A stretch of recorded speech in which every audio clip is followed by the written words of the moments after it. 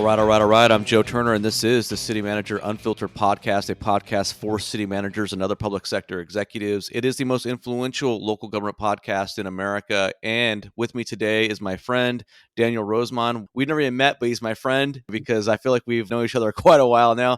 Daniel, welcome back to the City Manager Unfiltered Podcast. It's good to have you. Thank you, sir. I appreciate the invite for the listeners. This is not the only time that Joe Turner and I talk, by the way. So we do talk offline, but it's certainly a privilege to be on your show. Glad to have you, buddy. Yeah, I try to check in, and we check in with each other, I should say, not just a one way. Try to stay current with what's going on. Obviously, there's things I know, but that I can't always share. I've been wanting to get you on the podcast for quite a while, and now we have you. And this episode of the podcast, we're going to talk a little bit about your case. We're going to get an update on where things stand. I want to talk about some exciting developments with your book that you've put out there, and we'll get to that.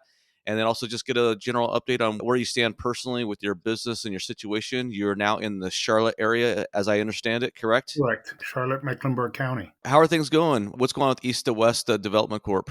East to West, as some listeners may know, is our nonprofit. We are a affordable housing development and consulting organization. And it's going like any small business. It's a struggle. Obviously, trying to build a business without the benefit of having what a lot of other organizations have, which is seed capital to front a lot of the pursuit efforts. So in that vein, Joe, I'm exploring regular work options within the Charlotte, Mecklenburg, South Carolina areas. Simply because the situation it's difficult to rely on sporadic nature of projects as they come.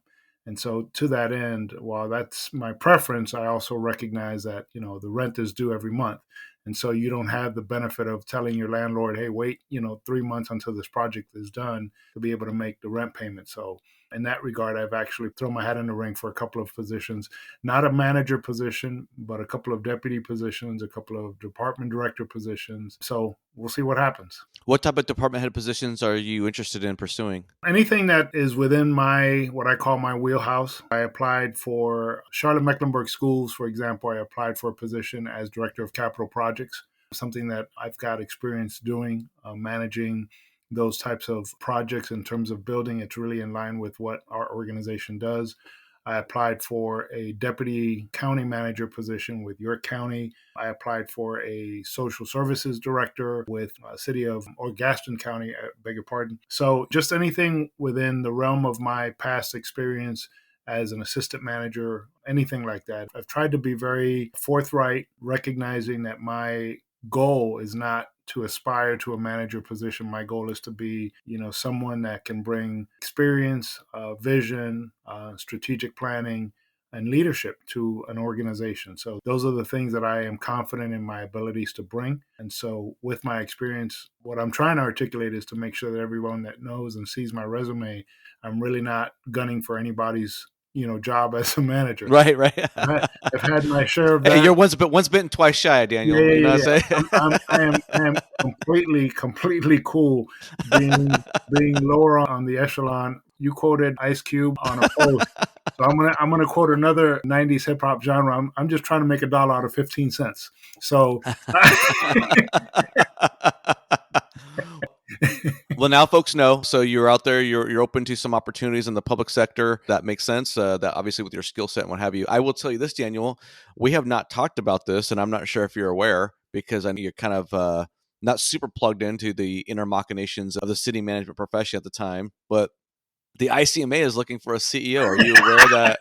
Were you aware of this? I don't even know if you're aware of this or not. I am aware of it. I'm aware of the I'm aware of the overall effort and how things played out with. I guess he's still there with James Ott, his retirement. Mark Ott. Yeah, Mark Ott, James Freed and Mark Ott. So the Mark Ott retirement, I'm aware of. I'm aware that they are recruiting. You could kind of be his doppelganger. I don't know. Maybe we could, like, it's Weekend at Bernie's. We could just have him slide out to the left, and you can slide in from the right and take over. I don't know. I am, but I'm actually open to, in all candidness, I'm open to whatever direction the Lord has. I think when the first time you and I talked, I had mentioned to you that I really had no desire to go back into the profession because of the things that I expressed and communicated in the book. But over time, I think one of the things that I've learned is you never know, at least for me in my faith journey, you never know exactly what God is doing. And so while I may not want to do something, that may be what he wants me to do. So I think at this point, I'm open to whatever the task or the assignment happens to be, whether it's my preference or whether it's my desire. I know that as a husband, as a dad, I've got a financial obligation. So that's first and foremost. So whatever it is, I'll do Well, it. Daniel, I'm only half joking, but I'm actually primarily serious on this, and I would encourage you to apply for the position. It is a remote position. You don't have to go into DC, right? You can work from home. Again, I'm going to be really serious right now. You've gone through an incredible situation that gives you a perspective that I think is sorely lacking when it comes to the ICMA. That's why AAME is even in existence, right? It's this idea that the ICMA has not really been there to support and advocate on behalf of city managers across the country. And given your situation, your experience, how you've been treated by the organization specifically, abandoned on the battlefield, and we've talked about that before in the episode Betrayal of the Public Servant. I just think that you would be an interesting perspective, and I've encouraged, just for full disclosure to the audience, I've talked to several individuals in my network who have expressed an interest in possibly applying for the position, and I'm encouraging all of them to apply because one is I think the organization needs some diverse perspectives and viewpoints when they're looking at who the next leader is going to be. And I think there needs to be some serious reforms. And Daniel, I think you'd be a reformer. So I mean, it's like I I Listen, mean, honestly. I, So I, I I will, I give us will, some consideration. I will take, whatever you say really, really soberly and very seriously. And so I will definitely explore that. I think it's one of these things, Joe, as we go through life and as we mature, there's things that, if you're a 13-year-old, you say, oh, I'll never do that. But, once you have some miles on you and you realize, you really never say never. You don't know what the next step might be.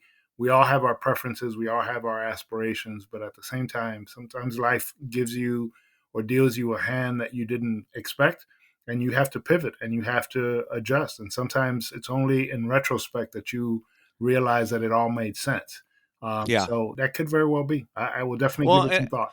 and I'm not trying to be up on the ICMA in every single podcast. I know it might sound like that, but Daniel, there's a time and a season for reformers, right? Like, it doesn't necessarily mean it's a lifetime gig, but sometimes you need somebody who's going to come in and clean house or make some major changes in the interim for a transitionary type period, whether it's 1, 2, or 3 years, Yep. and then turn that over to another individual. I don't know. I just think you'd have an interesting perspective when it comes to how the ICMA operates because you've obviously gone through hell and back. And a minute ago, you talked about your book, and I want to get an update on that. So, Death of the Public Servant. And gosh, again, I'm not trying to take a swing at ICMA every single time, but that book is still not in the ICMA library online, as I understand it. You've reached out before we talked about in the podcast to get it online in the ICMA library. Never got published. You never even got a response back on that. And the last time you and I spoke publicly on the podcast about your book is that you were trying to get your book approved for MPA course curriculums across the country throughout our college system, our institutions of higher learning. And I don't know what that process is, but where do we stand on that now? The book review has been published by the Public Administration Review, the PAR, and so it is now available for any professor in public administration or any of the related fields that wants to provide a practitioner's perspective. And one of the things that I talk about, Joe, is oftentimes the textbooks and the curriculum that a lot of MPA students get is very anecdotal, it's very theoretical. Very few have the opportunity to get a practitioner's experience and perspective on the industry in particular. And so, one of the individuals that was a very influential in my life as a student, and he actually wrote the recommendation in the book. He's a professor at Florida International University. And he said, we oftentimes, when we do get practitioners' perspectives, it's usually from the elected leaders, the mayors, the governors, but very few administrators. And so when the idea of the book was first being formulated in my mind, he was the one that says, you absolutely have to get this published. And so now we're here. It's been a couple of years since it's been published, but we just recently got the PAR book review published, so now it's available. So how this works is if you are an adjunct professor or a full professor, you could included in your syllabus for your students as either required reading or recommended reading. And so the students would have the option to order the book in whatever format they choose to be part of the curriculum. And I think it's a really important thing because I've heard from a lot of individuals who've reached me through LinkedIn, who've reached me via email. Hey, I read your book. I think it should be required reading for all MPA students because it really gives the perspective that is often lacking in terms of the industry. Because a lot of times it's all, again, it's theory, it's things that this is how you build community consensus, this is how you do strategic planning, but very few books give you that real time, real perspective experience on how things can sometimes go sideways. And that's also important, because you've talked about this before. This is not an industry that is always going to be rosy and butterflies and feel good. Sometimes it's a blood sport, and sometimes you have to recognize what you're getting into. And so my desire for the next generation of public administrators is to go into the profession eyes wide open. No illusions that it's going to be all great. Make no illusions that you're going to change the world in your first gig. Yeah, you can have those aspirations, but my goal is for them to be able to know these are some things that can happen. These are some pitfalls to be on the lookout for. And hopefully my experience is something that will prevent somebody from going through what I went through. Yeah. Or at least having, steps in place as far as, I mean, obviously Florida, where you were at and where your kind of your origin story is with your book is a little bit of a different animal with a cap on severance. But as I talk about on this podcast and on LinkedIn numerous times, it's so important that these city managers, county managers take appropriate steps within their contracts to have those protections in place to protect them and their family in the case they are blindsided by a termination or, just unprofessional, oftentimes illegal treatment by these elected officials.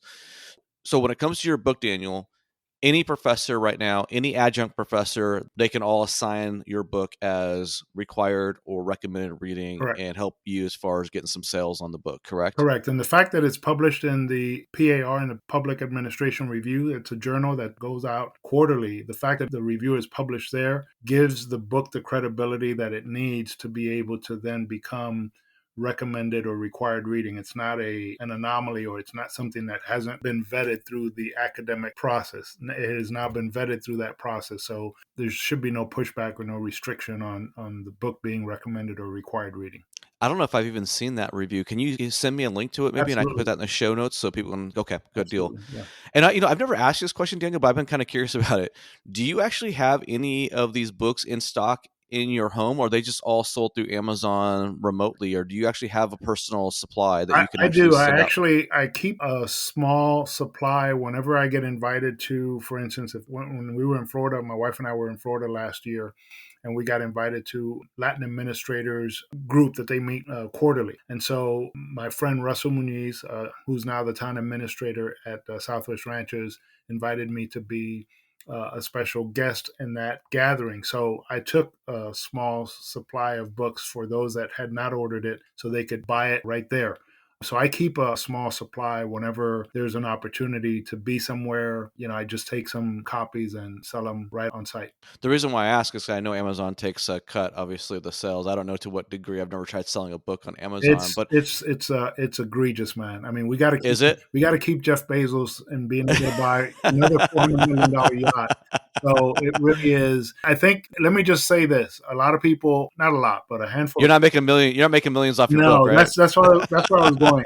I think a lot of people think or may think, well, you've published this book, you must be on living large. It's like for those that are listening, by the time that the publisher and the distribution takes its cut, on Amazon I make like $1.13 per copy sold. So it was never about the money for me, and it is just the way that the business works. If I had chosen a different distribution method, I may have made a little bit more, but It's tough.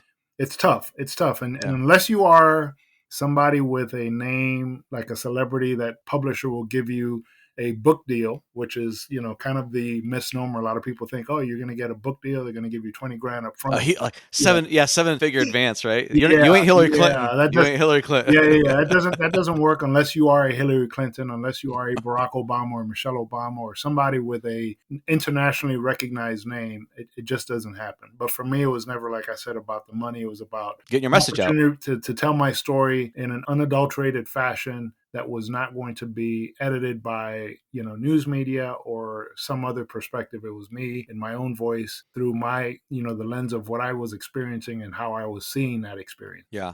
And something I've never actually said on this podcast, but it just occurred to me, and I'm hoping some of the city managers who are listening to this episode will take this to heart.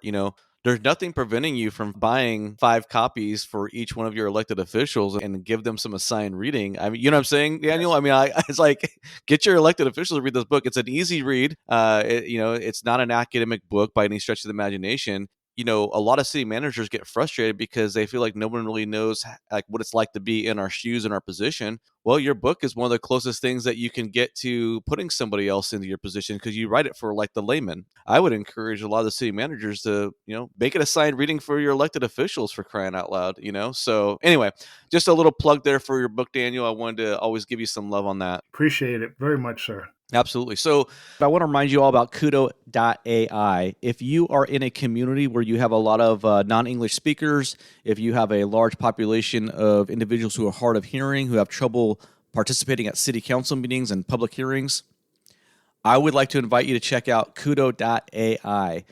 That is a real live time translation service that individuals in your community can pull up on their smartphone without downloading an app, without signing up and registering to create an account. All they simply got to do is enter the URL or scan a QR code, and they can get real-time translation that is top-notch. I'm not talking about those translations like on YouTube videos where it's often filled with errors and misstatements. This information is top-notch. I've used it. I've seen it with my own eyes. It is wonderful. Now, if you want to take part of a special offer that I've negotiated just for my listeners, because I want to minimize the risk, right? I want to reduce risk for city managers. I know a lot of you are risk averse. I know a lot of you are afraid of having something blow up in your face and having it used against you by residents in your community or your governing body.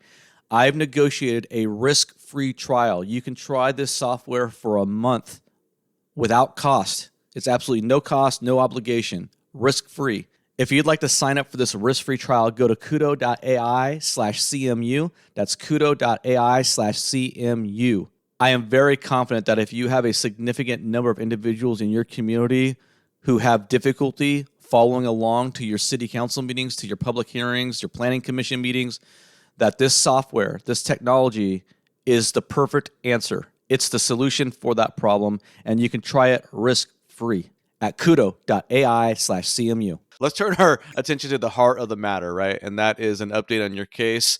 We haven't talked much about it publicly on the podcast or on LinkedIn. There's been some developments, and let's bring everyone up to speed. But before we do that, can you give a quick synopsis of what got us here, how you got here with respect to your time in Hallandale Beach? Well, we'll do. This case and what prompted the litigation really started in the trigger, as we would say, started in 2015 when I was the deputy manager in the City of Hallandale Beach. At the time, the then city attorney, a lady by the name of Lynn Whitfield, filed a complaint against the vice mayor, a man by the name of Keith London. The complaint was based upon racial and gender discrimination. That complaint to the city commission triggered them launching an internal investigation, and they then hired an outside law firm to investigate the complaint. As part of that investigation, the employees in the city, vendors in the city, residents in the city were invited to participate and share any experience or any perspective that they might have relative to the behavior of this elected official, Keith London. Being part of the manager's office, we had already seen this individual in his native element, where he was a tremendous bully. He would intimidate staff, even though elected officials are not supposed to have conversations or direct employees. It's all supposed to go through the manager. This person would poo-poo on that and just do whatever he wanted to do. So in the manager's office, we would talk about the fact that we were hoping that employees who had come to the manager's office with complaints about Keith Linden would actually come forward and express those complaints. It was in that vein that Renee Miller, who was the manager at the time, looked at us and said, and you all too feel free to participate in the investigation.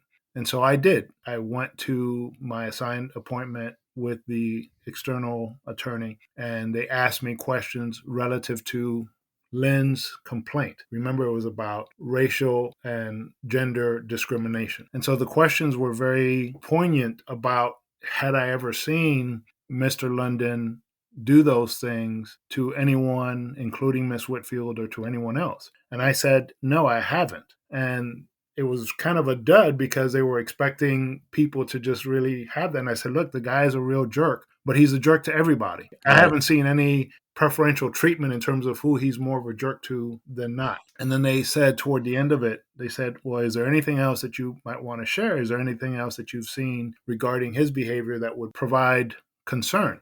And I paused for a minute and I said, well, he has tried to get me to be what we call a mule between himself and another one of the elected officials by giving him information about how this particular individual was going to vote on items coming before the commission. He wanted to know what those items were before they would get on the agenda. And so the attorney doing the investigation sat back and he was like, well, that's quite interesting. Have you ever reported? And I said, no, I haven't, because it happened on two occasions. One, it was a breakfast that he and I were in attendance. We were the only ones there. And the second time it happened was over the phone. And it was very, very clear that this would be a violation of the Florida Sunshine Law, but I couldn't prove it. So when he said, she said. Yeah, when the investigator asked me, did you report? I'm like, what am I going to report?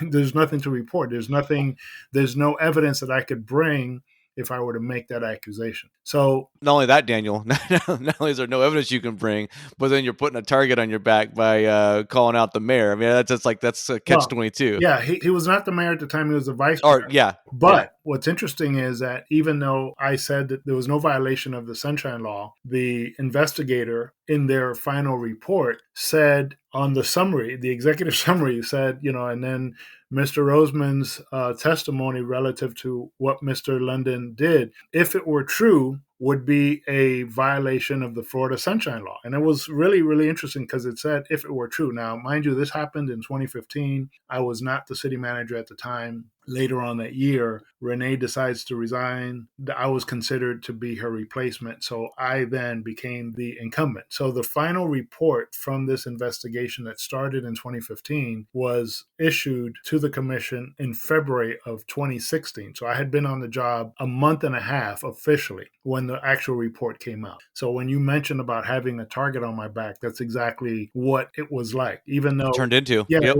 was preliminary disclosure of what the report would show. And so when the vote came out, London had already pretty much determined that the way his MO was, if you didn't do whatever he wanted to, he was going to get you. I mean, that was common knowledge. City employees knew it, residents knew it, vendors knew it. It was no surprise. It was no mystery. The issue was that nobody had ever stood up to him. Nobody had ever done anything about it. Unfortunately for me, what prompted this whole litigation on my end was a culmination of me participating in a protected activity by participating the report, the investigation. Yep. And so me being forthright, because obviously you're under oath, so you got to tell the truth. They were originally investigating Lynn's complaint, to which I said, I've never seen the man do that.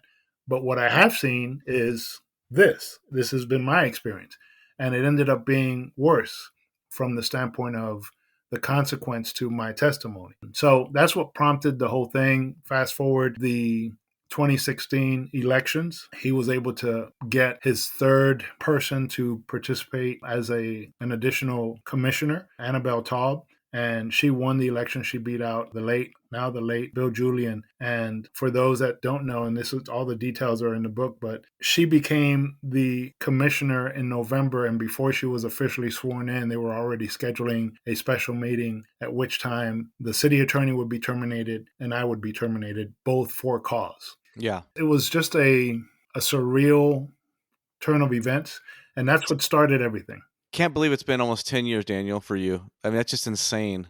I mean, Yeah. literally, you were fired in late 2016, and here we are, late 2024. And but this all started way back in 2015. It's like what a journey, what a ride you've been on. Man, let me tell you, it is not only surreal, but the listeners can't see all the gray in my beard. But I honestly, when you think about what your life is going to be, and all of us do that when you get to a certain age, and I certainly never would have prescribed or thought or even in my wildest nightmare have imagined that my life at this juncture would have been what it is. And I say that very not ungratefully, because thankfully I still have my health. Thankfully, my wife and our marriage has never been stronger. Our kids are just phenomenal women. And so, in the larger scheme of things, I'm a blessed man, so I'm not going Yeah, to overlook that. But when you think about markers in your life, things that have happened that scar you indelibly, and they just are things that you will never, ever, ever forget, this is certainly one of those things. absolutely. Absolutely. I don't know if I've ever asked you this, Daniel, and when you're given the recap, it just kind of refreshed this question in my head because I remember reading the book about how you essentially got, I don't know, blindside's the right word, but you got that rug pulled out from under you about a month or so after you took over as a city manager when that report came out. Do you think if that report would have came out before you were selected as a city manager, you would have survived along and like basically like stayed as you probably wouldn't have got promoted to the city manager role. You probably would have stayed as an assistant city manager. Who knows who they would have brought in? Have you ever pondered out that scenario and wonder what would have happened if that report would have came out, 2 months earlier? No, I think that first of all, at the time that the investigation was launched, I didn't know that Renee had any plans of leaving the city. I do believe, thinking about it, that everything that happened with Lynn, and then Renee at the time was a new mom, all those things contributed to her deciding, I don't want to put myself in this situation being a new mom. And so I would have never thought that I would have been in the position of consideration for being a city manager. I did have aspirations to become a manager. It wasn't under those circumstances because I really, Sure. really enjoyed working with Renee. We were building something in terms of the organization, in terms of the projects within the CRA. We were really on a trajectory to accomplish some significant things, not just internally, but within the community. So, my goal in taking the job in Hallandale Beach was never necessarily to become the manager. It was really to focus on development, to focus Sure. on community development, and really take the helm of a embattled organization, which the CRA was at the time when I took it over. But don't you think that your life would be just remarkably different right now if that report had come out 2 months earlier or 3 months earlier before you actually ascended to the chair? Well, I had actually seen a rough draft of the report, so I knew the content. And to be perfectly candid with you, Joe, when I went in to give my testimony, I knew that it was going to bring consequences. Right. But here's a decision that I had to make, and this is something that I hope your listeners are really tuning in to this. When you're in a leadership role, you really can't have the luxury of expecting other people to do something that you're not willing to do.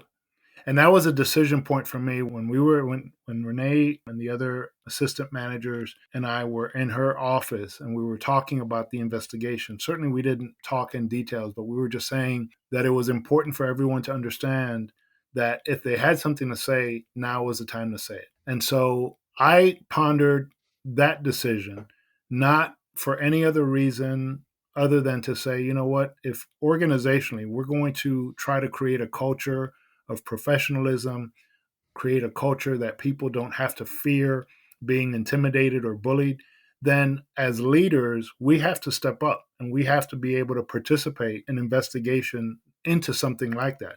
So for me, it was really a decision of put up or shut up. I'm not going to be a Right. leader and stand on the sideline and wait for others to do what I'm hoping that they would do when I had something to say about it. And it was like the epitome of, seeing somebody's lunch money being taken every day and you're standing by and you're like, well, I'm glad it's not me. Well, you know what? Sometimes you got to fight on somebody else's behalf. And so I knew going into that investigation that it was going to bring consequences, but I trusted in the fact that my work and my integrity were going to be sufficient to protect me from the consequence of what has now been, like you said, almost a 10-year ordeal. Yeah, something you touched on there that I think merits just highlighting is when you seek out a certain role or level in an organization or whatever the walk of life is that you choose, right? We often think about primarily the good stuff, Yep. the benefits that come with it, whether it's the title, it's the cachet of the name or the The the corner status office. symbol, yes, the corner office, the compensation, all those things, right? But seldom do you think about the moral dilemmas and choices that you are going to be forced to encounter when you're working in an environment such as the city or county management. And I say that all because we're not victims in the sense that we chose this path, right? You can be victimized by the process, and obviously you've been wronged mightily by your situation in Hallandale Beach. But what I mean by that is when you choose to enter the arena, these are the potential outcomes that could arise. And it kind of gets back to what you said a few moments ago when you're talking about the book, right? Go into this profession with your eyes wide open without the rose colored glasses. And if you aspire to be a city manager, if you aspire to be a police chief, if you aspire to be, to the upper levels of your profession, make no mistake. Make no mistake. This is not just all the good things, all the trappings and rewards and the benefits of being in that position. There are downsides to it. You have ethical dilemmas, you have moral dilemmas, you are going to be challenged. You're going to have to make sacrifices, right? Putting possibly your work above your family when it comes to nighttime meetings or, weekend gatherings, whatever the case might be. And so I think too often we as human beings, we blind ourselves to our desired outcomes, right? And what we view as the good parts, Mhm. and we overlook the bad parts. And I'm not trying to scare anyone away from the profession at all, but you're not, and no disrespect to a line worker or someone, in the organization who's at a lower level, but those individuals, for the most part, although there's always going to be some circumstances where other individuals are tested, but generally speaking, they get to leave their work at home when they clock out at 5 o'clock on a Friday or whatnot. And when you're the city manager or you're the police chief or department head, you don't. Yep. You're gonna be tested. And Daniel, you've been tested like few have. Yeah, man. It's not a badge of honor necessarily, but it is certainly a badge of honesty. And that is, I think that having to confront an ethical decision really puts a person in a situation where you really evaluate, why am I in this role? What is your why? Right? We've heard this expression. Are you there really because you have an idea of what your career ascension is going to look like, or are you there because you are there for a particular season or a particular reason? And sometimes that decision, given the circumstances, could very well be a pivotal decision in your own career that may affect not just you, but it can affect your family as well. And so I think it's important for anyone that's listening who's in the management profession, public management profession, to really understand that. And oftentimes we're guarded. I know that there are people who won't dare make the decision that I made to participate in an investigation, and that's understandable. But I also would challenge the fact that if you're in the profession with the public's interest and you're dealing with what we were dealing with, which was a corrupt elected official, who's going to stand up to that person if you don't?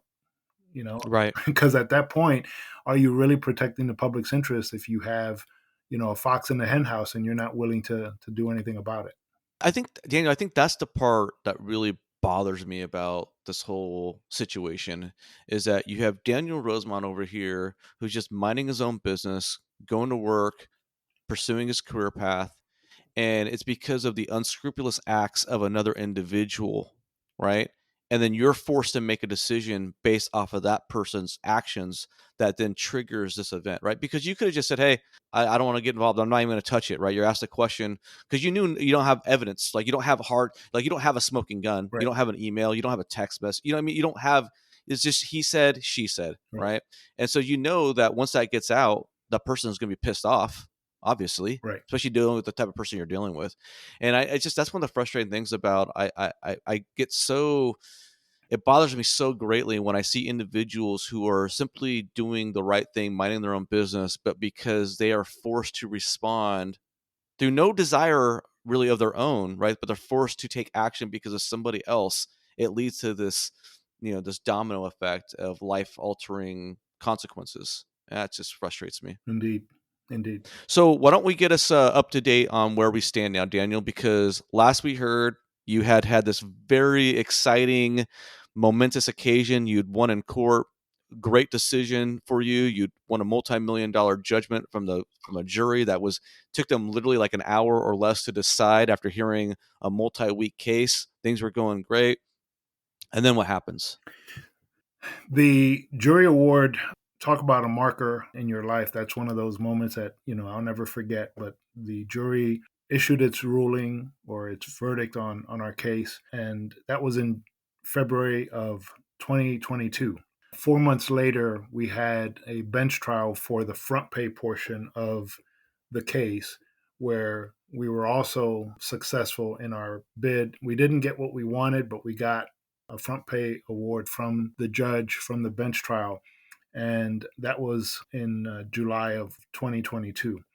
Subsequent to that, the city filed an appeal to both rulings.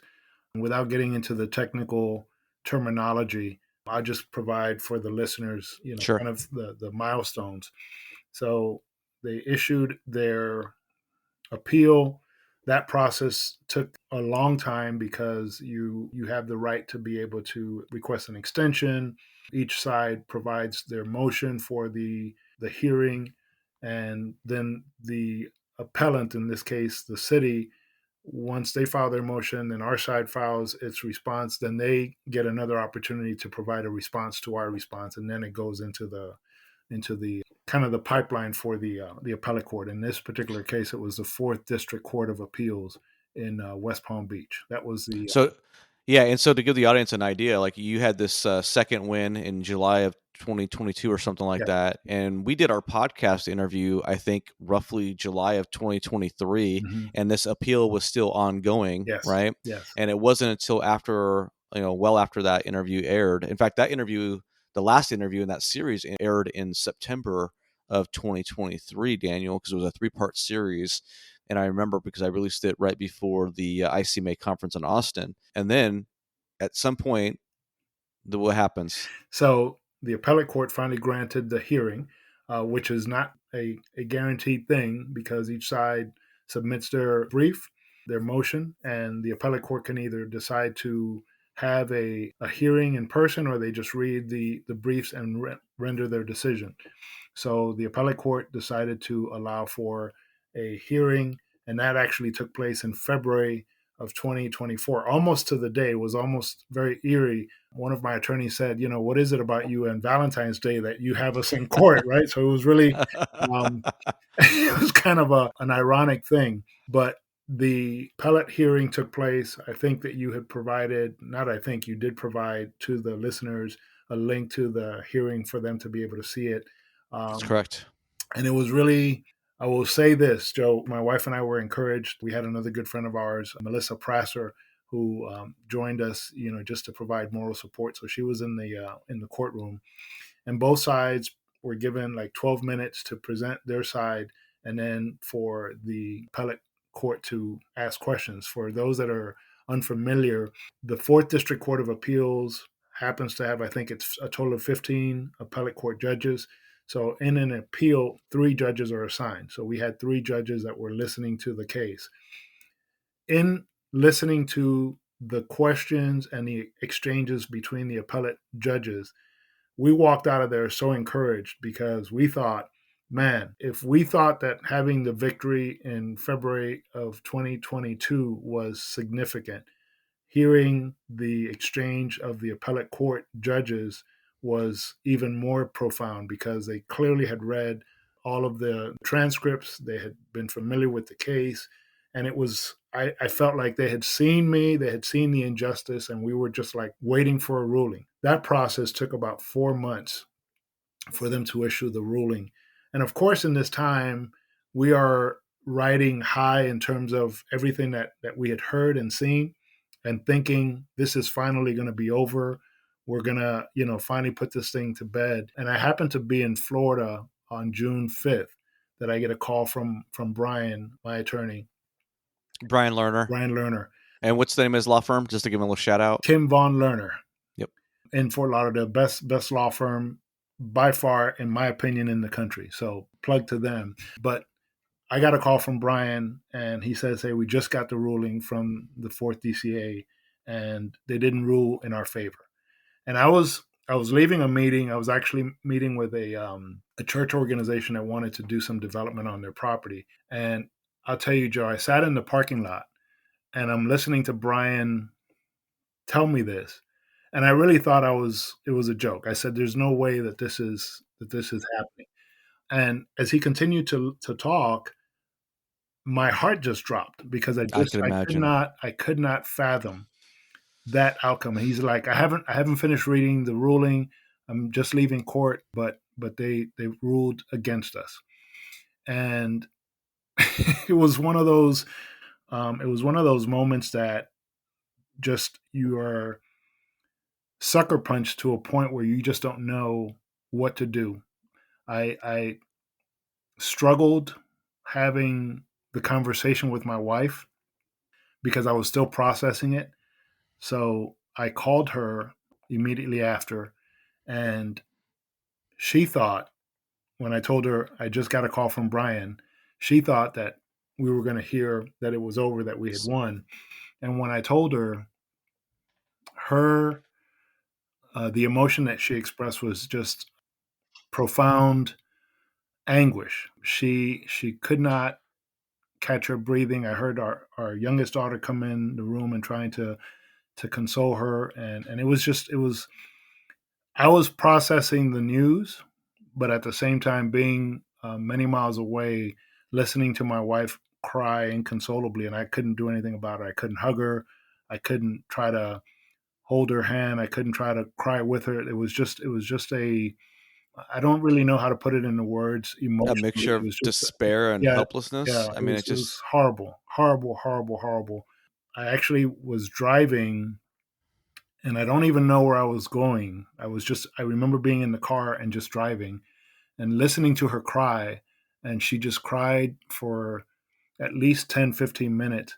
And then our youngest, Alex, I think she hung up the phone, and then I called back about 15 minutes later, and then I hear someone crying, hyperventilating, and it was our oldest daughter who had heard the news and was on a Zoom call, and then she was also in despair. And this was just such a moment for our family that really it's hard to express, Joe, because it was unexpected and something that really made us question our faith for a moment because we really felt like things and justice and everything that we had heard was going to really be on our side. And the question that my wife asked me in that situation, she's like, "Well, what now? What happens now? What does this mean?" And I didn't have an answer because I didn't know what it meant. I didn't know what we were going to do financially. I didn't know what we were going to do going forward. For people that are listening, the appellate court's decision also meant that my attorneys who have been working on contingency didn't get paid. And so there was just so many, such a dramatic turn of events that really left us questioning so much. and it was really hard to It's like the Malcolm Butler interception in the Patriots game on the 1 yard at the 1 yard line. You know, it's like you're going in for the win if you're Seattle, and then it's just like boom, the whole world just gets turned the upside whole down world again. gets turned upside down. Except this was not a game. This was not a, No, it's your you know, life. it's your life, and you know, you're thinking that, number one, this is going to be over. And as we started in this episode, realizing the injustice that started it all, and really questioning, because at that moment, one of the things that ran through my mind was, why did I even participate in the investigation? You know, why did I put my family in this situation? Why is all of this happening? Did I make a mistake? Was it pride in my wanting to participate? There was just so many things that were running through my mind, and not having an answer in terms of what to do next was really the biggest part. And so the flight back home, back to North Carolina, was really rough. And I remember getting here and just going and taking a shower and having to lay down because I was so emotionally drained that I didn't even have the capacity to have a conversation with my family. I just had to lay down. I was physically spent. And so the next few days were just really difficult. And I think you and I had talked. You had been reaching out to me during that time, Joe, and Yeah, appreciate the outreach. And I think I texted you telling you, you know, I'm not in a position to talk. You know, you I did. literally Yeah, didn't have any words. I was legitimately worried about you and your well being, Yeah, for a variety of reasons, not only on just mentally but spiritually and all that other stuff. I was really concerned, and but I'm a man, and when someone tells me they need space, I know what it means when someone needs space. It's like, yeah, I'll give you your space, you know. And I was like, you know, reach out to me when you're ready. And I would check in from you from time to time until, I mean, you didn't check in for a while because you were going through it, brother. I was in a dark place. I was in a Yeah, dark place because as a man of faith, and you know my conviction as a believer, as a follower of Jesus Christ,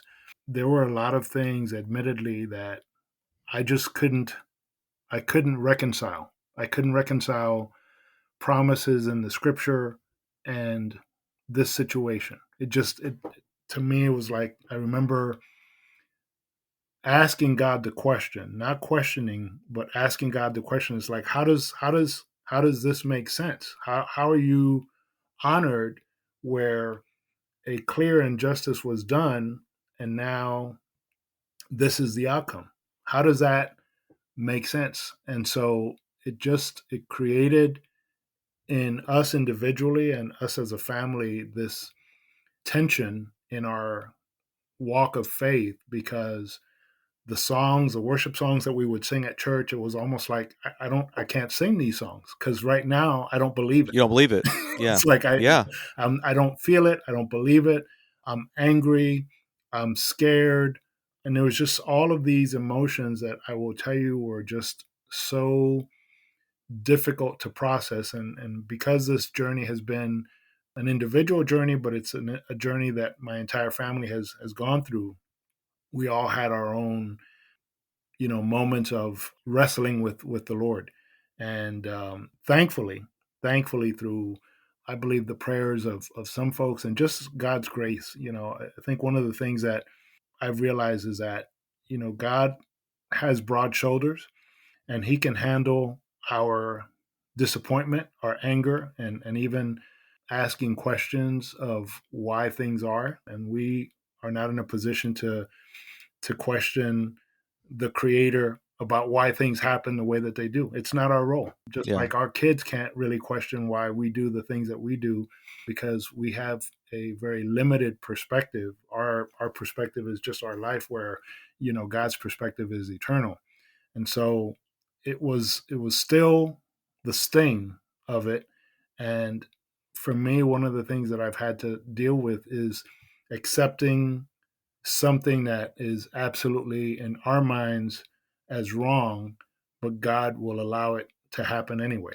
And understanding how to make sense of that, or how to proceed from that point. yeah. As you know, and I've shared on this podcast, with you in, I think, other episodes, I have a very complicated, complex relationship with religion and God and all that. And I was very concerned about your situation because I personally find your faith inspiring to me. And it means a lot to me to have you share your testimony and talk about your journey and how your faith has strengthened you and your family. And so I was very, very concerned about the impact this was going to have on you and your family. And I was worried, and I'm happy to hear that you've gotten through it and you're still plowing through. And obviously, we're not to the finality yet of this whole situation, Daniel. So why don't you kind of get us up to speed now? So you well, I shouldn't say that because we even talk about a couple of things. One is like, Daniel, I mean, I was for you. I was thinking about all your different permutations too. It's like, okay, does that mean your attorney is going to drop you now? Or like, does the attorney just say, hey, we got to cut our losses at this point? We put in all this time, all this energy, and now we have nothing. I mean, when they appeal, when the city won its appeal, you essentially lost everything, essentially from even your original severance package agreement, No, right? No. that's actually the point of clarification. I'm glad that we're having this conversation. So the appeal that the city made was relative to the whistleblower claim, and there's some nuances to that we should unpack for the listeners. But what the appeal resulted in was still being awarded the original severance package. Oh, my apologies. You're right. I forgot about that because it's been so long since I looked at my notes. But you have not received your severance yet because that's still being held up. Correct. That Correct. is the so even though you have the severance coming to you no matter what, it's a relatively small amount, obviously after 10 years in Yeah. inflation. Yeah. But you still have not received a penny, and Correct. neither have the attorneys. Correct. Okay, I forgot about Correct. that part. Okay, yes. Okay. So now what happens is we lose the appeal, and I asked my attorney after a couple of days, so what happens now? And they said, we're going to regroup. We really want to figure out what the next step is. The Robert Vaughn and Anisha Achana were just so gracious because when I had received the news later on that night, of course I couldn't sleep, but both of them texted me and they said, you know, the outcome of a jury or an appellate court does not determine the integrity that you have and the love that your family has for you. But just know that we are going to explore our options. And Anisha's text was really encouraging. She's like, "This is not over," and I held on to that, Joe, because it was a small sliver of hope because I didn't really know what the next steps were. But subsequent to that, Brian said we're going to explore what we can do in terms of the next step. So the next step was requesting an appeal or a rehearing to the appellate court judge, the judges that rendered their ruling. Now, sidebar on this, one of the judges did not agree with the decision. Remember, I told you there were three judges, so Yes, sir. Yep. two of them consented to or concurred to the ruling, but one of them dissented or disagreed. So our attorneys requested a rehearing en banc, which is meaning all 15 appellate court judges to rehear the merits of the case. Once we filed that motion, then we had to wait for the other side to provide their response, and then we had to wait for the court to render its ruling. They denied that motion. So they said, forget it, the ruling is what it is, and that's it. At that point, the Was that kind of expected by your legal team, Daniel, or were you guys not sure? we were just not sure. That's not a Okay. guaranteed thing that you're going to be entitled to. That's just It's something that definitely not it definitely doesn't happen in the majority of cases, right? right. And it's a relatively small number of cases that get that treatment, correct? Yes, yes, and I don't know what the percentage is, but the fact that given the nature of the case and given the significance of broad-reaching implications of it, we thought we might have a shot given those factors. But the fourth DCA said no; they denied the motion. At that point, we were left with the decision as to what is our next and final recourse, and that would be the Florida Supreme Court. The Florida Supreme Court does not, you don't have a right necessarily to submit a case or submit an appeal to the Florida Supreme Court. It's on a discretionary basis. So when you submit the brief, based upon a loss in appellate court, the Supreme Court can decide that they don't want to hear it for whatever reasons. And if they do decide to hear it, there's no guarantee, obviously, that they're going to rule in your favor. So after that denial of the motion for rehearing, my attorneys were working through the process of how to draft a brief. Obviously, you have a certain window of time in which to do it. And then they finally decided that they were going to submit the brief, and that was submitted in September of this year, September 5th, if I remember correctly. And that's where we are today. We're waiting for the Florida Supreme Court to render its ruling. The other side just completed its brief, obviously opposing the motion for the Supreme Court to hear the case. And so right now it's a wait and see game, but this is the last stop on this horrific train ride. If the Supreme Court either decides that they're not going to hear the case, then the judgment for being awarded the severance goes back to the lower court, and then at that point, I'm not sure what the timing is for the city to disperse the funds happens. But if the Florida Supreme Court decides that they want to hear the case, then the case is set for hearing, and they could decide, at that point, no, we're not going to, we're not going to rule in favor. We're going to agree with the fourth DCA. So it's really a toss up. I will tell you that the Florida Supreme Court is a very conservative court.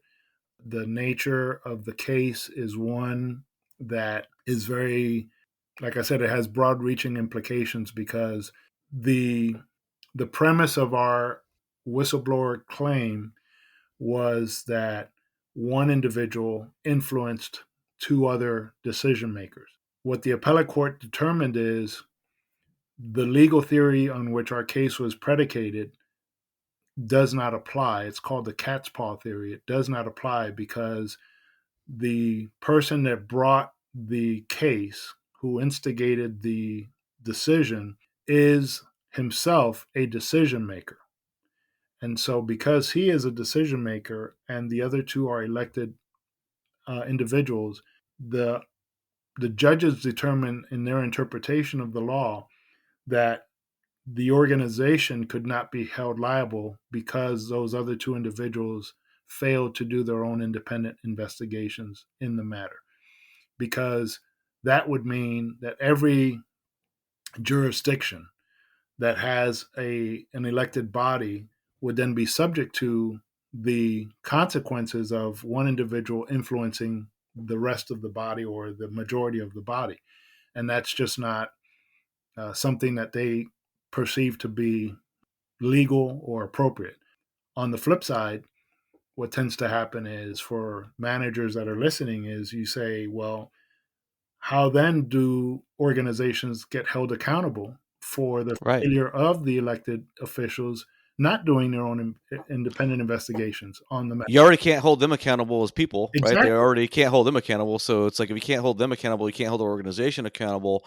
Then what's the point? Exactly. What it gets in the frustrating part about your case, Daniel, is do we or do we not want good governance? Do we or do we not want managers who are going to stand up and have the courage, right, the intestinal fortitude to do the right thing? And why should we expect them to do the right thing in the future if there literally is no recourse and your career can be decimated? Right. Like why? And that's kind of, and I don't know, I don't, we're already kind of getting long on this podcast. So I don't know if we probably want to go down that road again of bashing, the Florida League of Cities and for their amicus brief in support of Hallandale Beach, or talk about that. But, it's so hard to wrap my head around the idea that denying you relief, right, in this whole situation is what's best for government, for local government. It's just not, and I can't believe the Florida League of Cities filed an amicus brief against you, because essentially what they're saying is we don't want whistleblowers to speak up and throw the flag on something. We don't want them to blow the whistle, quote, pun intended, when it comes to shenanigans, because it's going to cost cities. No, poor governance, unethical behavior, that is what costs the cities far more than one city manager winning a court case for a few $1 million. Like, do we want local government to behave properly? Do we want them to? I don't know. It's just so frustrating, Daniel. And I don't know how things work in Florida with the Supreme Court and what have you, but it's like conservative, liberal court, whatever. It's like, do we want local government to run smoothly? Do we want to be operating efficiently? Do we want to be operating effectively?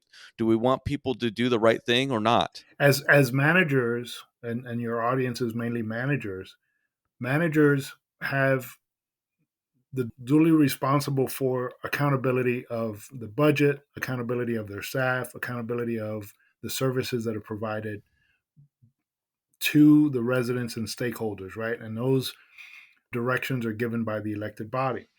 And so in this particular case, the question that we're asking is, well, then does that elected body also have, can they also be held to the same standards of accountability from the standpoint of decisions that they make? Because in my particular case, when you read the ruling, the other two voters, the other two individuals that voted to terminate me for cause, in their testimony, they said that they did no independent investigation and that because of that, they still went along with what London advanced.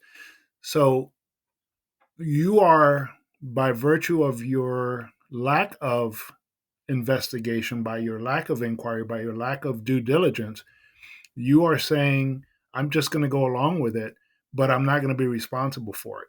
It's It's almost like incredible. it's almost like voting for is a public works contract, and all of a sudden now somebody says, well, this vendor is the best vendor, and I want us to vote and give them a $3 million contract to repair the infrastructure in our city. And if those elected officials don't do their own due diligence in terms of vetting the references and looking at their track record or whatever, and then that vendor ends up destroying the infrastructure, costing the city millions and millions and millions of dollars, well, then who should be responsible for that? It should be the people that voted and didn't do their due diligence on that. So in that example, if the accountability is not held to the people that are making the business decisions, the policy decisions on behalf of the city and public organizations, then who will? Who is to be held responsible? Well, I mean, that's the thing, Daniel. It's like you run for local office for the express purpose of being those decision makers, right? For being those people that are going to be engaged in the process. That is your role. That is your function as an elected official, is to do your due diligence. If you're not going to do your due diligence, then why are you there? Right. It doesn't make any sense. And man, it's just so frustrating, Daniel. So right now, because we just talked about it, and I'm not trying to be doomsday here, but it's hard to be encouraged. It's hard to be up. It's hard to be upbeat because the reality is the Supreme Court doesn't hear every case that is appealed to it. I mean, just similar to the on bank hearing. Yep. A lot of cases are appealed to the state Supreme Courts or the Supreme Court of the United States, and they say, hey, no, we don't want to hear it. They Yep. just say, no, we're not going to take it up, Yep. and then it just dies, Yep. and you're just going to be stuck with the lower court ruling. So is there anything that the listeners, can we do anything to help? And as naive as this question sounds, and maybe as desperate as this question sounds, is there anything that we can do to help encourage the Supreme Court to hear your case, or do we just sort of just have to wait it out? You just have to wait it out. I think that the issue, and obviously depending on the outcome of this case, but I think legislatively and from an advocacy standpoint, organizations like ICMA or AAME really should take a sober look at what a case like this one, regardless of the outcome, what a case like this one means relative to the larger issues of accountability on the part of the elected body.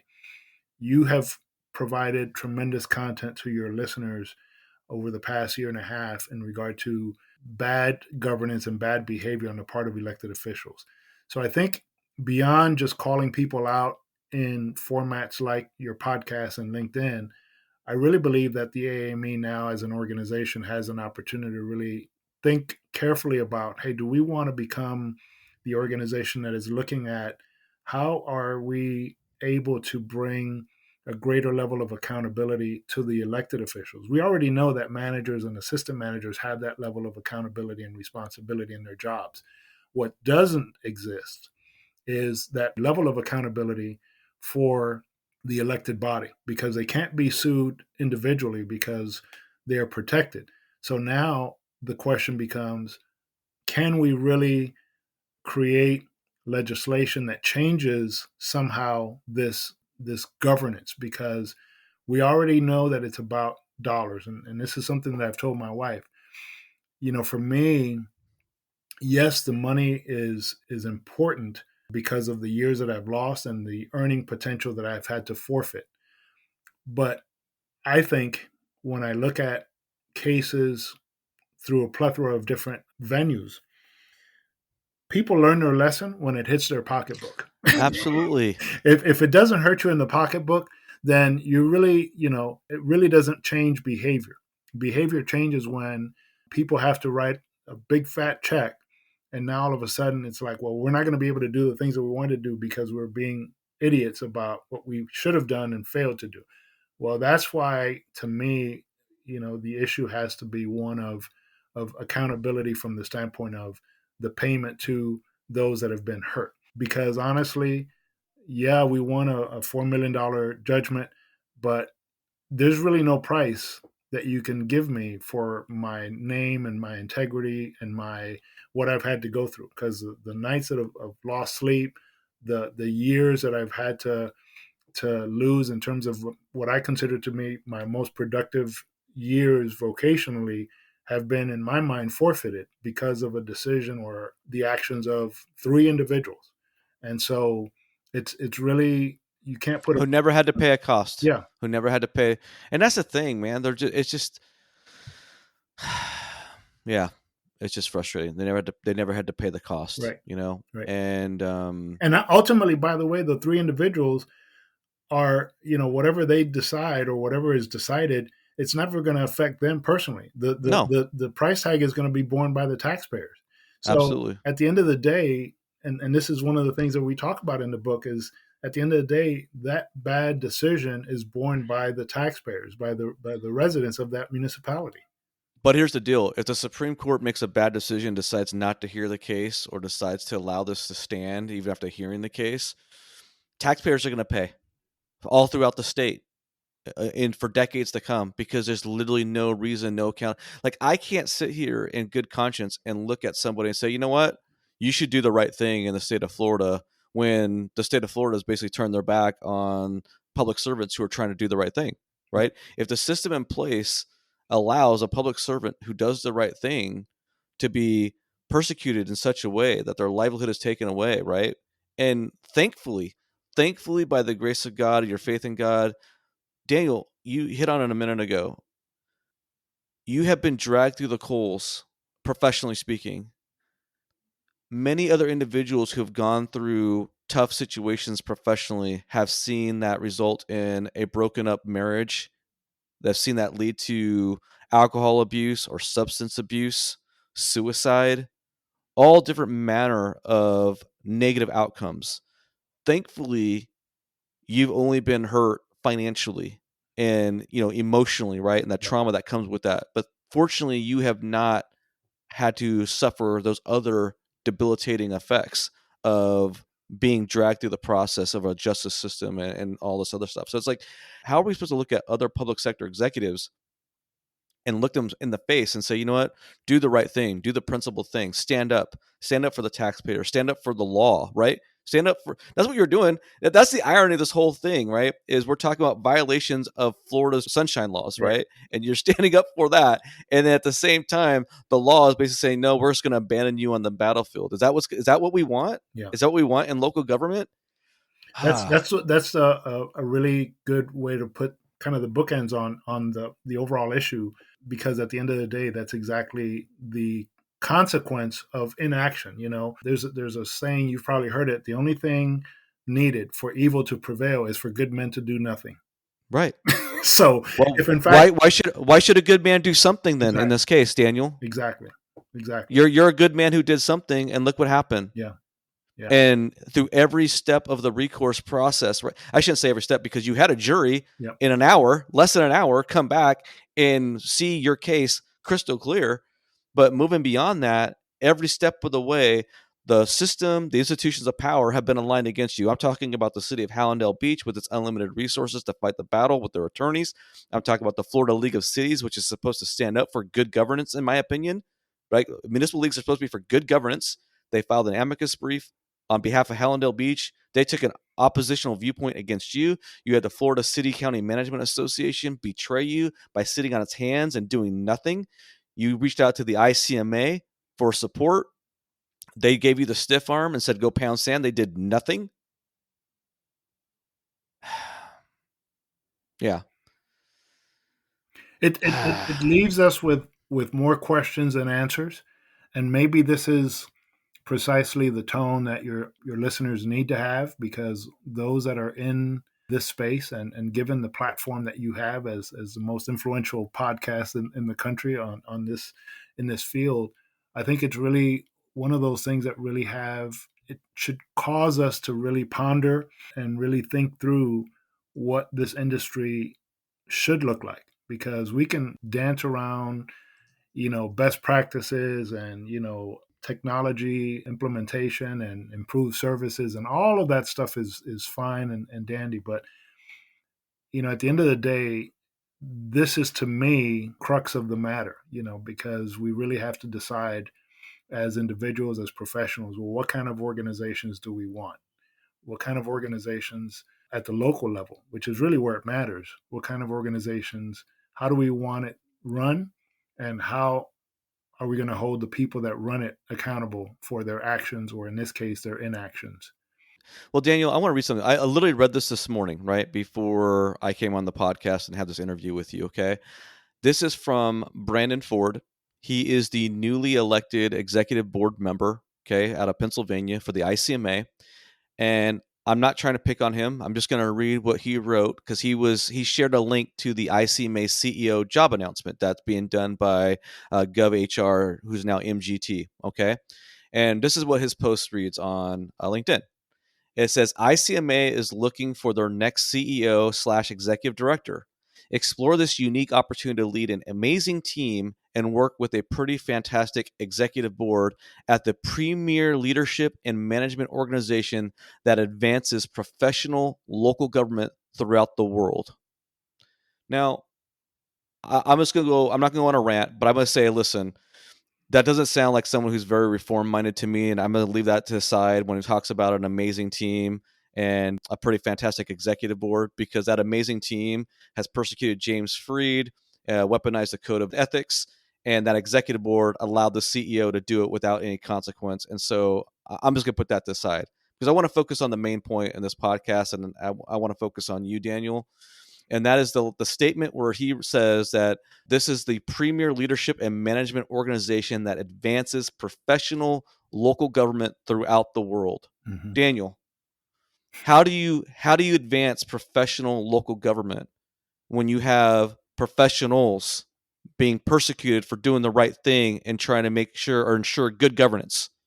You don't. Those are It's incongruent. incompatible. Those are incongruent concepts. It's just, They go in opposite directions of one another. and you had the ICMA through its state chapter abandoned you on the battlefield, did not file an amicus brief in support of you, allowed the FLC to do it because there's an inherent conflict of interest with how the FLC basically staffs the FCCMA, and the ICMA did nothing. Right. And I'm calling bullshit on it. You don't get to say that you are a premier leadership organization when you leave one of your own abandoned on the battlefield when they're trying to advance good governance. Right. I just don't. You can't. Right. That's why I say that this is really the thought-provoking question for professionals, for those that are listening, those in the industry. It's really about, what are we trying to do? And I know that I am speaking from a vantage point of someone who has been directly impacted. But this is what I'll say to those that are listening. You could be next. Because you are in a situation where you're comfortable, you thinking, oh, this will never happen in my community. I've got a good relationship with my elected body. Great. But you could be next. And again, the only thing necessary for evil to prevail is for good men and women to stand by and do nothing.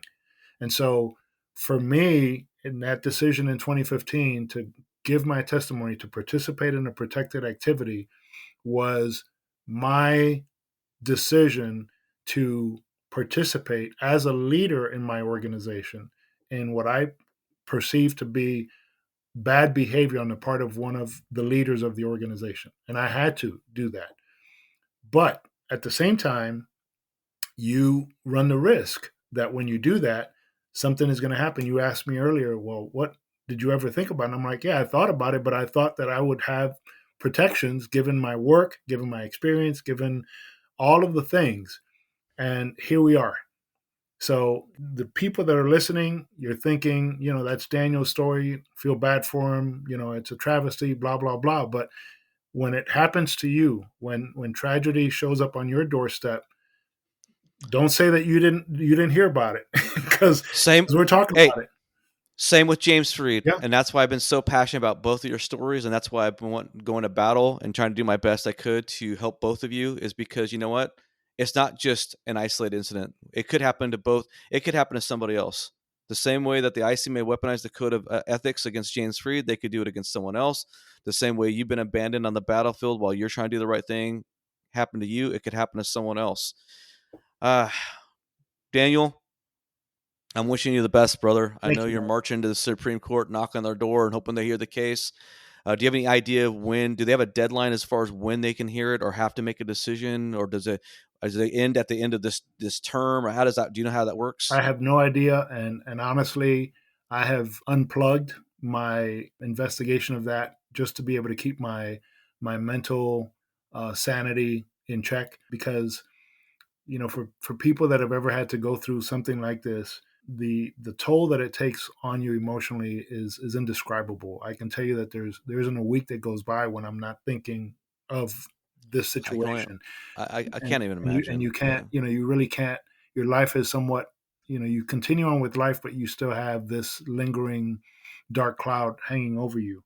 So no, I don't know the answer. I'm hoping that it's soon, one way or another. Honestly, I think at this Just got to point, be done, right? yeah, at Just this got to be point, done. my wife and I have talked about the fact that we want to be able to just close this horror story, and whatever the outcome is the outcome. And we trust that God is faithful, but we just don't know what that looks like. And so this is how I've said it to her.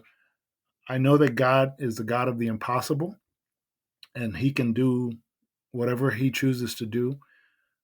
I just don't know if He's going to choose to do what we want in this particular situation. But guess what? We're going to follow Him. We're going to still keep our faith and trust in Him regardless of that, because he is worthy of that, and He's kept us. So we have no doubt that He will continue to do that. Well, Daniel, I'm wishing you nothing but the best. Obviously, I'm not joking about the whole ICMA CEO position.